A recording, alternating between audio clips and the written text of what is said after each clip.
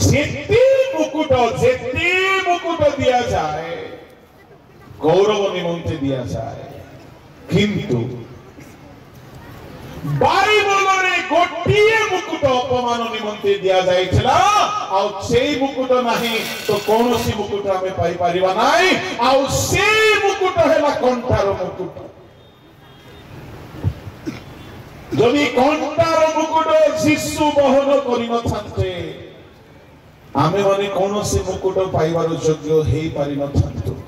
एपरि अनेक कथा मुकुट समुद्र अच्छी किंतु भावार्थ को जेहेतु संडे स्कूल सभा संडे स्कूल निमंते जहा हितकर हेबो से विषय को आमे ध्यान करबा आवश्यक किंतु एक अंश खंश पिला मानको पाई किछि दोष दिया जाउ नाही एठारे जदि किछि कुहा जाउछि पितृगण को वृद्धगण काहेकि प्रभु लोक माने कुहा जाउछि संतान मानकर गौरव से मानकर पितृगण बाइबल रु दुई प्रकार संतान मानकर गौरवमय वास्तव संबंध रे मोटिके कहबे गोटे पुरातन नियम रु आउ गोटे नूतन नियम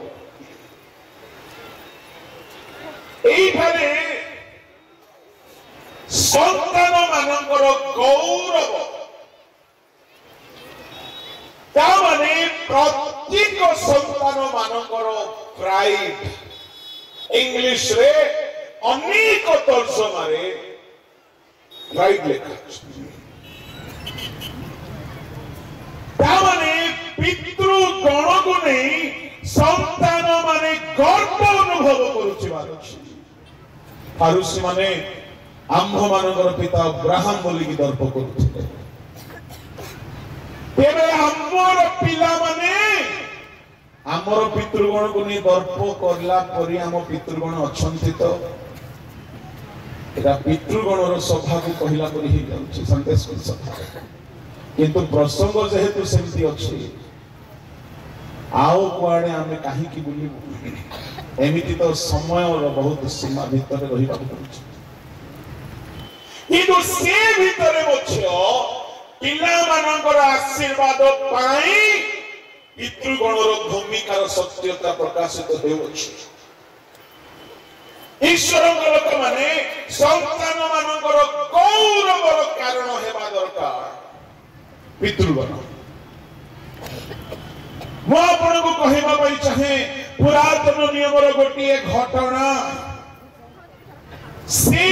पिलार नाम ही प्रभु को लोक माने हीन गौरव रखा गला से पिलार नाम ही ऐक्यबोध रखा गला प्रथम सामुएल ताहार 4 अध्याय 21-22 पद पढो आउ परमेश्वरଙ୍କ सिंधुक धरा जिबारु ओ ताहार ससुर आउ स्वामी हेतुरु इस्राएल मध्यरु गौरव चली गला एहा कहि से बालकर नाम ऐक्यबोध हीन गौरव रखिला आउ से कहिला इस्राएल मध्यरु गौरव चली गला कारण परमेश्वरଙ୍କ सिंधुक धरा गला गोटिए बालकर ना रखा गला हीन गौरव की दुखर कथा शुणु ध्यान रे एई बालकर ना ऐक्यबोध रखा गला आमर को बालकर ना जदि रखा जीवो गौरवहीन एमती लागिवो से पिला गौरवहीन स्कूल में जदि ताकू डाकिबे अरे गौरवहीन अमुक से पुओ हो झियो हो काहीकि तार नाम गौरवहीन रखा गला से नाम गौरवहीन रखा जीवा निमंते जानि छथि दाई किए ताहार पितृगण तार बापा हपनी पिनहस पुणी ताहार शांत बापा एली प्रभु को लोक माने मु आपण मानकु कहिबा पई चाहे जणे शिशु जे कि जन्म होईची से किछि जानि नाही से शिशुर कौनसी दोष नाही से शिशुर कौनसी भूल नाही किंतु से शिशु बदनाम होउची तार गौरव नाही तार प्रशंसा नाही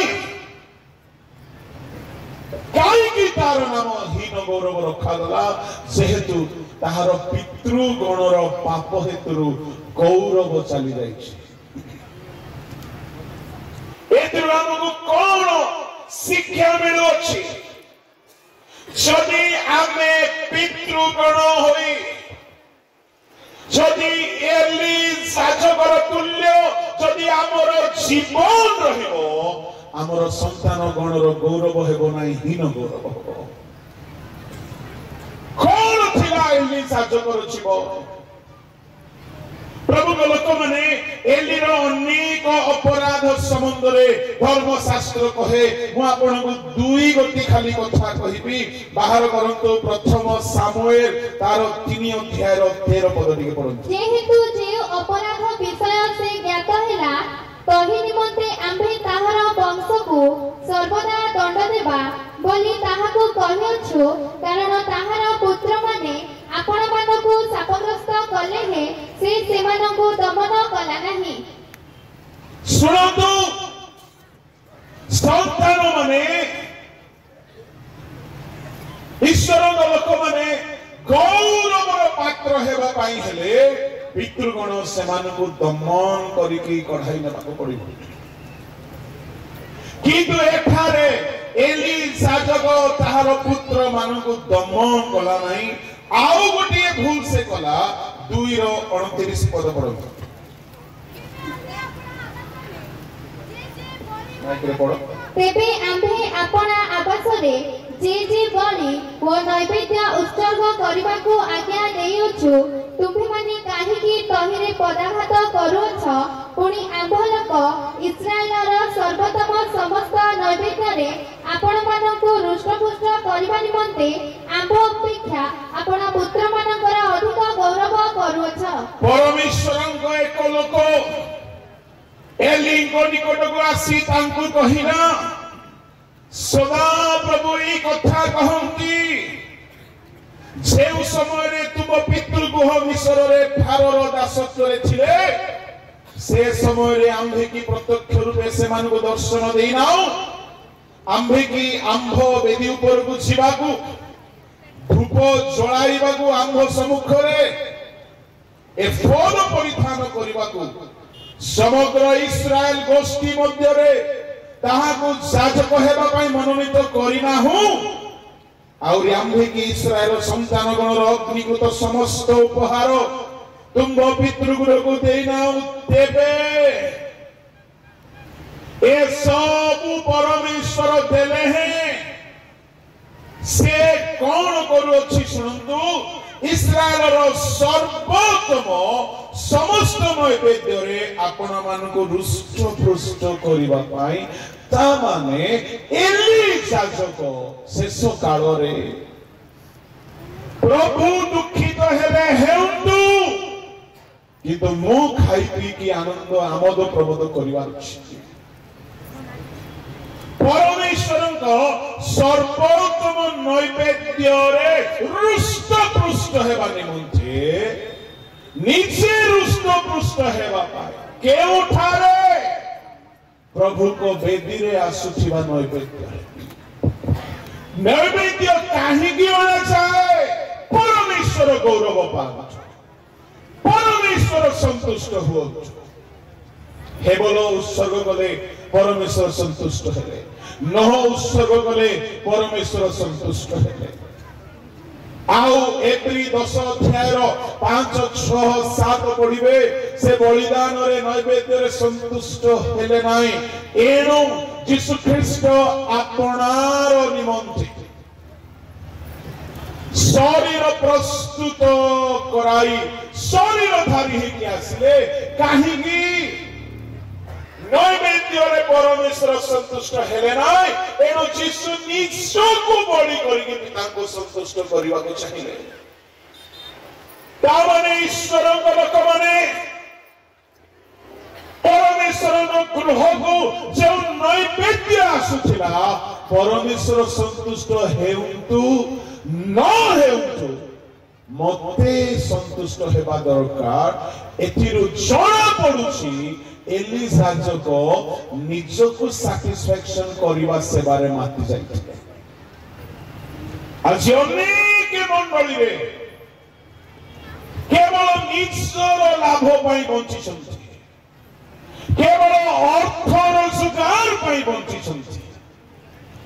प्रभु केउ विषय संतुष्ट हुअंती ताहाकु सेमाने ध्यान भी देउनांती केवल निजर लाभ पाई निजर इनकम पाई निजर संतुष्टि पाई जहा द्वारा निजर पेट भरिबो ताहार गौरव चाहि जहा द्वारा हमर लाभ हो मंडली को निर्वाचन मान को संतुष्ट हुए नहीं जेमती मोर पॉकेट को पैसा आसीबो जेमती मोर लाभ हेबो एणो चोर बदमाश हेले मग से मानु को एनकरेज करा जाउछि प्रभु को लोक माने एली जानी थिला ता पुओ माने बेविचारी एली जानी थिला ता पुओ माने दुष्ट किंतु पुओ मान को दमन कला नाही मते भलो भलोटा मिलु थाउ बोली पुओ मान को प्रशंसा कला आज अनेक मिनिस्ट्री भीतर अच्छे सेवा कार्य अच्छे प्रभु को सेवा उजाड़ पड़ी मंडली उजाड़ पड़ी मंडली रे जागरण नाई मधुआ मान को बदलैबा किसी प्लानिंग नाई अनेक असुची भेनिया मान को सुधारिबा कौन एजेंडा अच्छी आम मंडली मान व्यभिचार लिप्त होइथिबा पुओ झियो मानकु सजाड़िबा पानी कोन आम पाखरे स्ट्रेटजी अछि आमे अनेक अधिकारी होई अनेक दायित्व रे रही आमे खाली निजको संतुष्ट करिबारे माति जाइछु जिए हमकु संतुष्ट करिवो तार प्रशंसा चालिबो ताकू फूलो तोड़ा ताकू सॉल ताकू सम्मान ताकू टेका टेकी एइटा केबे बंद हेउ नाही एइटा एलीरो स्पिरिट प्रभु संतुष्ट हुअंतु न हुअंतु मते मिलु थाउ मु मोर पिला मन को गौरव करिवि आउ से जानी छी तार पिला माने पापर लिप्त किंतु से निज पिला मानकर गौरव कला परमेश्वर क्रोध प्रचलित है यदि यही प्रकार कई अच्छा मन परिवर्तन करंतु निजर स्वार्थ पाई निजर लाभ पाई जदि दुष्ट लोक मानकर प्रशंसा करि चली मंडली भितर कहीं कहीं पद पदवी पाइबा पाई मध्य बदमाश मान को प्रमोट करुछथि कहीं कहीं निजर स्वार्थ चेष्टा पाई निजर लाभ पाई निजर पर्सनल बेनिफिट पाई अपनी पिन्हस परि लोक मानकर गौरव करुछथि प्रभुंकर गौरव पाई स्थान नाही ए अथिला एली कोन दोष आ आजी भी मंडली मानकर चली छी जा द्वारा लाभ हेबो ताहार प्रशंसा करो ताहाकु खुशी करो ताहाकु संतुष्ट करो ताकु मन उड़ा न हेउ निकट रे गोटे जगह रे जाइथिले प्रचार चली छी जने नेता आसी मते कहले आज्ञा टिके प्रचार बंद करो तांको दियो तो किछि कहले नै दे दियो काहे की से मोदुआ चोर डकायत खंगार से जने पापी असुची हेले काई के अन्य प्रभु को बेदी रे ताकु सुजोग दिया जाउची दुई पैसा में बोली प्रसंग वाक्य को बंद करिकी ताकु दिया गला किसी कहले ना कहीं मु कही कही कि 10 वर्ष थकी गली से सब आउ एबे कहबार ना एटा आम अंचल भी थोड़े हेछि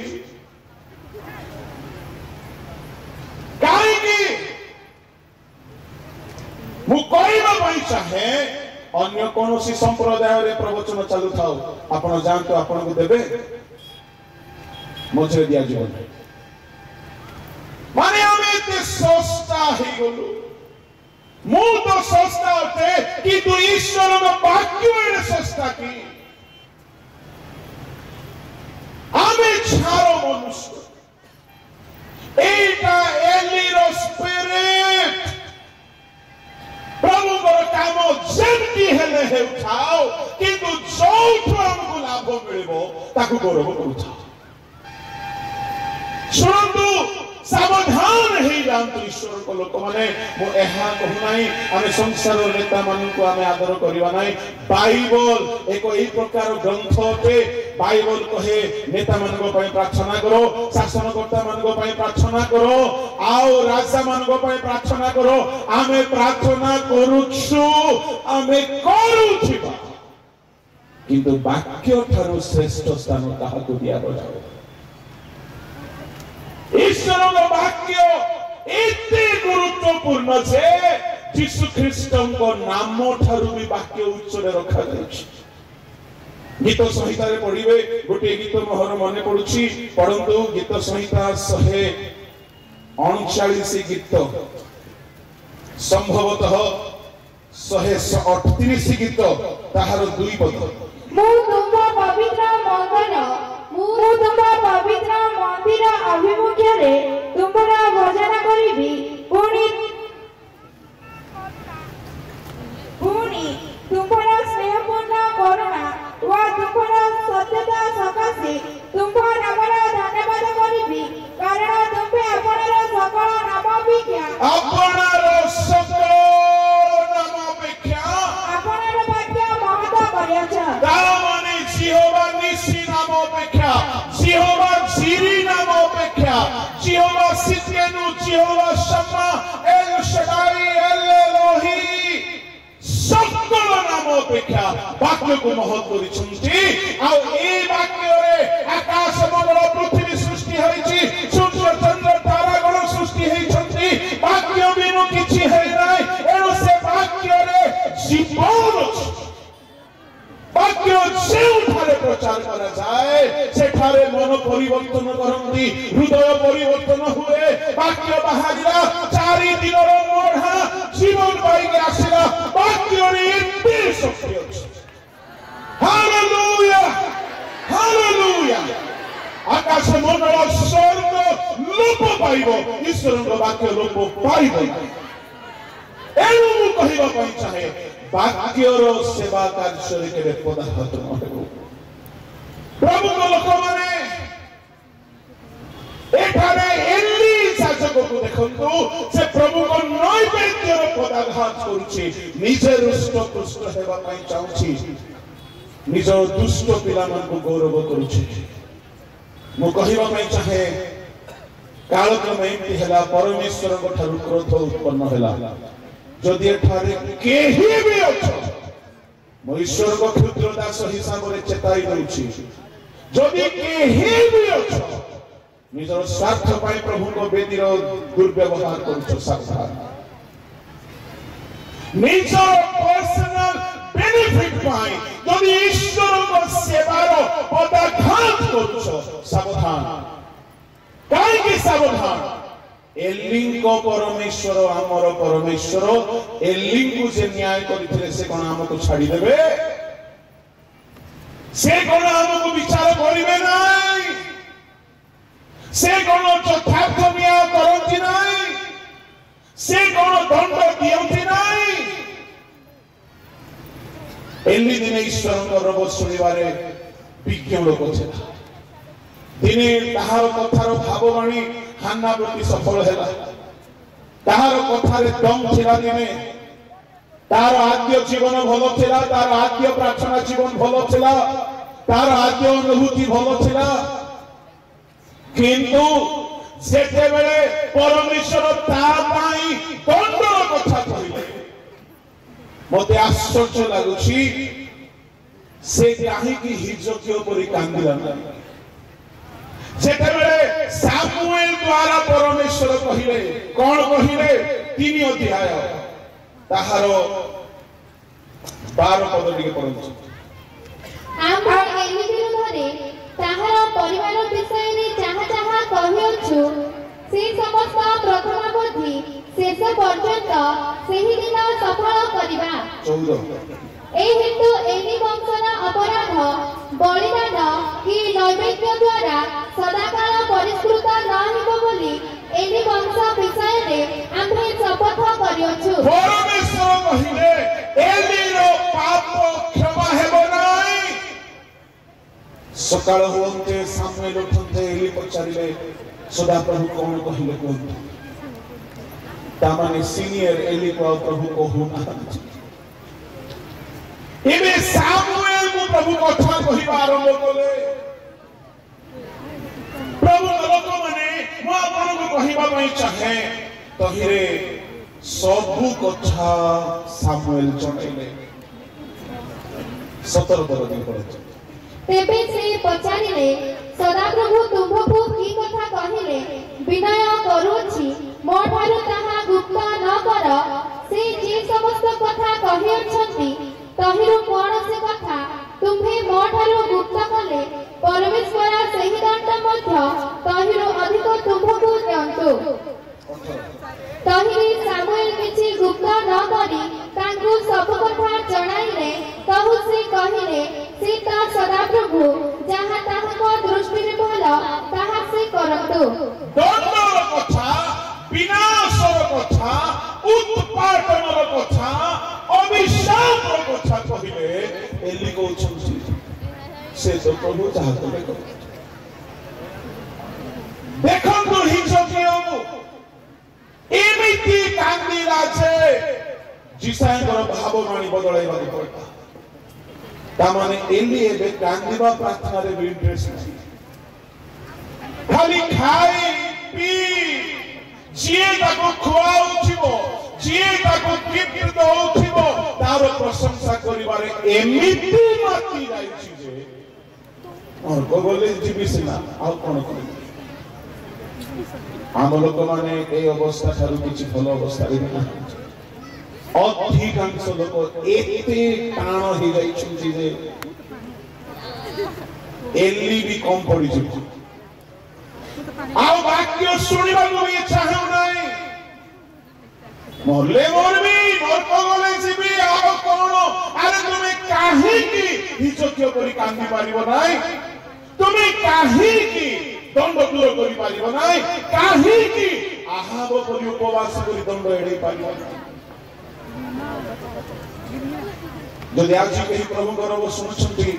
ଏଲି ପରି ହେଇଯାଇଛନ୍ତି ଅନୁତାପ କରନ୍ତୁ। କାଳେ ଆଉ ସୁଯୋଗ ମିଳିବ ମିଳି ନପାରେ। କିନ୍ତୁ ଏଲି ଫେରିଲା ନାହିଁ। ଆଉ ତା ତଳ ପଦରେ ଲେଖା ଅଛି ସାମୁଏଲ ବଢିଲେ। ଏଲିଙ୍କର ପତନ ଆରମ୍ଭ ହେଲା। ତାର 2 ପୁଅ ଯୁଦ୍ଧରେ ମରିଗଲେ। ତାର ସନ୍ତାନ 2ଟା ମରିଗଲେ। ସେ ନିଜେ ବି ମରିଗଲା। ସେତେବେଳେ ଦୁଃଖର କଥା ପିନ୍ହସର ସ୍ତ୍ରୀ ସନ୍ତାନ ପ୍ରସବ କଲା। ଯେମିତି ସନ୍ତାନ ପ୍ରସବ କଲା ସ୍ତ୍ରୀ ମାନେ ଆସି କହିଲେ ତୁମର ତ ପୁଅ ହେଇଛି ଆନନ୍ଦ କର। ସେ ନୀରବ ରହିଲା। କାହିଁକି? ସନ୍ତାନ ଗଣର ଗୌରବ ହେଲେ ପିତୃଗଣ। ଆଜି ପିତୃଗଣ ହିଁ ନାହାନ୍ତି। ଆଜି ଏଲିର ବଦନାମ ହେଇଗଲା। ଆଜି ହକନି ବିନାଶ ନାହାନ୍ତି। କାହିଁକି ସେ ସ୍ତ୍ରୀ ଆନନ୍ଦ କରିବ? ପୁଅର ନାଁ ସେ ରଖିଦେଲା ଐକାବତ ଗୌରବହୀନ। ଗୌରବହୀନକୁ କିଏ ଜନ୍ମ ଦେଲା? ଶାରୀରିକ ଭାବରେ ସେ ଶରୀରକୁ ସିନା ଜନ୍ମ ଦେଲା ସେ ସ୍ତ୍ରୀ, କିନ୍ତୁ ଏ ଗୌରବ ରହିତ ଅବସ୍ଥାକୁ ଏଲି ଜନ୍ମ ଦେଇଛି। ଆଉ ସେ ପିଲା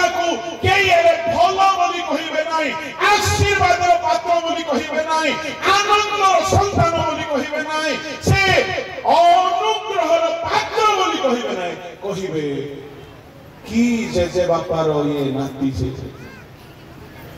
যাହାର ନାମ ତାର ପିତୃଗଣର ପାପ ହେତୁ ଗୌରବହୀନ ରଖାଗଲା। ସନ୍ତାନ ଗଣର ଗୌରବ ହେଲା କି ସେଠାରେ ହେଲା ନାହିଁ ସେ ପିଲାର ଗୌରବ କାହାର ପାପ ହେତୁ? ପିତୃଗଣର ପାପ ହେତୁ। ମୁଁ ଅଧିକ କହିବି ନାହିଁ, ମୁଁ କହିବା ପାଇଁ ଜାଗା ଯେତେ ଆମେ ପିତୃଗଣ ମାତୃଗଣ ଅଛୁ, ଯଦି ଆମ ଜୀବନ ଏଲି ସାଜକ ତୁଲ୍ୟ ଥିବ, ଆମର ସନ୍ତାନ ଗଣର ଗୌରବ ହେଇପାରିବ ନାହିଁ, ହୀନ ଗୌରବ ହେଇଯିବ। ଏଣୁ এই সন্ডে স্কুল সমিতি সম্মেলনের সভারে যদি আমার পিলামানଙ୍କର জীবন গৌরবরু অধিক গৌরবযুক্ত অবস্থাକୁ যাও ବୋଲି ଆମେ ଚାହୁଁଛେ, ଆମେ ଆପଣଙ୍କୁ ସଜାଗ, ଆମେ ଆପଣଙ୍କୁ ସଂଶୋଧନ କରୁ, ଯେହେତୁ ସନ୍ତାନ ଗଣର ଗୌରବ ପାଇଁ ପିତୃଗଣ ଦାୟୀ ଅଟନ୍ତି। ଖାଲି ଏହା ଶାରୀରିକ କ୍ଷେତ୍ରରେ ନୁହଁ, ନୂତନ ନିୟମରେ ମଧ୍ୟ ଗୋଟିଏ କଥା ଲେଖା ଅଛି, ପଦେ ପଢି ଦିଅନ୍ତୁ। ରୋମିଓ ମଣ୍ଡଳୀକୁ ପାଉଲଙ୍କର ପତ୍ର 8 ଅଧ୍ୟାୟ 21 ପଦ। ଆଉ ତାହା ଭରସାଯୁକ୍ତ ହୋଇ ବଶୀଭୂତ ହେଲା, ଯେଣୁ ସୃଷ୍ଟି ନିଜେ ମଧ୍ୟ ଈଶ୍ୱରଙ୍କ ସନ୍ତାନମାନଙ୍କ ଗୌରବମୟ ଅବସ୍ଥା ସମ୍ବନ୍ଧୀୟ ସ୍ୱାଧୀନତା ପ୍ରାପ୍ତି ନିମନ୍ତେ କ୍ଷୟର ଦାସତ୍ୱରୁ ମୁକ୍ତ ହେବ। ନୂତନ ନିୟମରେ ଆତ୍ମିକ ଭାବରେ ଆମେ ମାନେ ଈଶ୍ୱରଙ୍କ ସନ୍ତାନ ମାନେ ଅଛୁ, ଆମେ ମାନେ ଦିନେ ଗୌରବମୟ ଅବସ୍ଥାକୁ ପ୍ରାପ୍ତ କରିବା। ଆଉ ସେ ଦିନ ଯୀଶୁ ଖ୍ରୀଷ୍ଟଙ୍କର ଗୌରବ ହେବ। କାହିଁକି? ସନ୍ତାନ ଗଣର ଗୌରବ ହେଲେ ପିତୃଗଣ, ଆଉ ସନ୍ତାନ ଗଣର ଅପମାନ ବି ହେଲେ ପିତୃଗଣ। ତେବେ ନୂତନ ନିୟମରେ ଆମେ ଯେତେ ଖ୍ରୀଷ୍ଟଙ୍କ ଆଶ୍ରିତ, ଖ୍ରୀଷ୍ଟଙ୍କ ନାମରେ ଶରଣାପନ୍ନ ହେଇକି ବଞ୍ଚୁଅଛୁ, ଇହ କାଳରେ ବଞ୍ଚୁ ବଞ୍ଚୁ ଗୋଟିଏ ଦିନ ପାଇଁ ଆମେ ଅପେକ୍ଷା କରୁଅଛୁ, ଯେତେବେଳେ ତୁରି ଧ୍ୱନି ହେବ, এই শরীর পার্থিব ହେଇକି ରହିବ ନାହିଁ, ଗୌରବମୟ ଅବସ୍ଥାରେ ରୂପାନ୍ତରିତ ହେବ। ସେଦିନ ଆମେ ଗୌରବମୟ ଶରୀର ଧାରଣ କରିବା। ସେଦିନ ଆଉ ଗୋଟିଏ ମାତ୍ରାରେ ଭାବବାଣୀ ସଫଳ ହେବ, ରେ ମୃତ୍ୟୁ କାହିଁ ତୋର ନାହୁଡ଼, ରେ ମୃତ୍ୟୁ କାହିଁ ତୋର ଜୟ। ତାମାନେ ଯୀଶୁ ମୃତ୍ୟୁକୁ ଜୟ କଲେ, ତାଙ୍କ ଜୀବନରେ ସେ ଭାବବାଣୀ ସଫଳିଲା। କିନ୍ତୁ ପ୍ରଥମ କରିନ୍ଥିରେ 15 ଅଧ୍ୟାୟ 52, 53, 14 ଯେଉଁଦିନ ଏଇ ଶରୀର, ଆମର ଶରୀର ଗୌରବରେ ପୁନରୁତ୍ଥିତ ହେବ, ସେଦିନ ସେ ଭାବବାଣୀ ସଫଳ ହେବ, ଆମ ଜୀବନରେ ହେବ। କାହିଁକି? ଜୟ ମୃତ୍ୟୁକୁ ଗ୍ରାସ କରିଛି। ଆଉ ସେଦିନ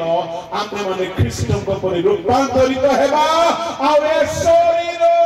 କ୍ଷୟର ଦାସତ୍ୱରୁ ମୁକ୍ତ ହେବ। ଏଦମ ଉଦ୍ୟାନରୁ ଆଦମ ହବା ଅଭିଶପ୍ତ ହେଲା ପରେ ଯେଉଁ ଅଭିଶାପ ଆସି ଯାଇଥିଲା, ସେ ଅଭିଶାପରୁ ମୁକ୍ତ ହେବ। ଏ ଶରୀର ଗୌରବ ଶରୀରକୁ ଧାରଣ କରିବ। ଆଉ ସେଦିନ ଆମର ଯେ ଏକମାତ୍ର ପିତା, ତାଙ୍କର ଗୌରବକୁ କେହି ଖଣ୍ଡନ କରିପାରିବେ ନାହିଁ। ଆଜି ହୁଏତ କେହି କେହି ଚେଷ୍ଟା କରୁଛନ୍ତି, କିନ୍ତୁ ଆମର ସ୍ୱର୍ଗୀୟ ପିତାଙ୍କର ଗୌରବ ସେଦିନ ସମସ୍ତ ଜିହ୍ବା ସ୍ୱୀକାର କରିବ। ସେଦିନ ସର୍ବ ଜଗତର ଲୋକ ଦେଖିବେ, ସେଦିନ ବିଳାପ କରିବେ। ଏଣୁ ଅଳ୍ପ କାଳ ଯଦି ଦୁଃଖ ସହ କରିବାକୁ ପଡେ, ପ୍ରଭୁର ଲୋକମାନେ ରୋମିଓ 8:18 ଲେଖା ଅଛି, এই କ୍ଷଣ କାଳର ଦୁଃଖ ଅନନ୍ତ ଗୌରବ ସାଧନ କରିବ। ମୁଁ ଏହା କହିକି ସମାପ୍ତ କରିବି। ପାର୍ଥିବ ଭାବରେ ଯଦି ଆମର ସନ୍ତାନ ଗଣର ଗୌରବ ହେଉ ବୋଲି ଆମେ ଚାହୁଁଛୁ, ଆମ ଜୀବନକୁ ଆମେ ସଜାଡ଼ିକି ରଖ। ଆଧ୍ୟାତ୍ମିକ ଭାବରେ ଆମେ ଈଶ୍ୱରଙ୍କ ସନ୍ତାନ ମାନେ ଗୌରବମୟ ସ୍ତରକୁ ଯଦି ପହଞ୍ଚିବା ପାଇଁ ଚାହୁଁଛୁ, ଆମର ପିତା ପରମେଶ୍ୱରଙ୍କ ବାକ୍ୟାନୁସାରୀ ଯଦି ସଜାଡ଼, ଯେହେତୁ ସନ୍ତାନ ଗଣର ଗୌରବ ପିତାଙ୍କୁ ଗୌରବର ବିଷୟ ଅଟେ। ସେଥିପାଇଁ ଆମେ ଯେଉଁ ଶାସ୍ତ୍ରାଂଶଟିକୁ ପଢ଼ିଲୁ ସମୟ ଭିତରେ ମୁଁ ଏଠାରେ ସମାପ୍ତ କରିବାକୁ ଯାଉଅଛି। ସେଠାରେ ଲେଖା ଅଛି ସନ୍ତାନ ମାନଙ୍କର ଗୌରବ ସେମାନଙ୍କର ପିତୃଗଣ। ପାର୍ଥିବ ପିତା ହେଉନ୍ତୁ ସ୍ୱର୍ଗୀୟ ପିତା ଆମର ଗୌରବ ନିମନ୍ତେ ତାଙ୍କର ଭୂମିକା ରହିଛି। ପ୍ରଭୁ ଏ ବାକ୍ୟରେ ଆମ ସମସ୍ତଙ୍କୁ ଆଶୀର୍ବାଦ କରନ୍ତୁ। ଆସନ୍ତୁ ସମସ୍ତେ ଆପଣ ଚକ୍ଷୁ ବନ୍ଦ এই 5 মিনিট এক ছোট গীত দ্বারা আমি আপনার জীবনকে আমি সমীক্ষা করু আপনার পরীক্ষা করু। যদি কেহি বি এলি যাজকর তুল্য পদাঘাত করি নিজ সন্তান মানক পাই অগৌরব সঞ্চয় করিছেন আজ অনুতাপ করুন ফেরত ভুলি পথ হজিছু তু মায়া সংসারে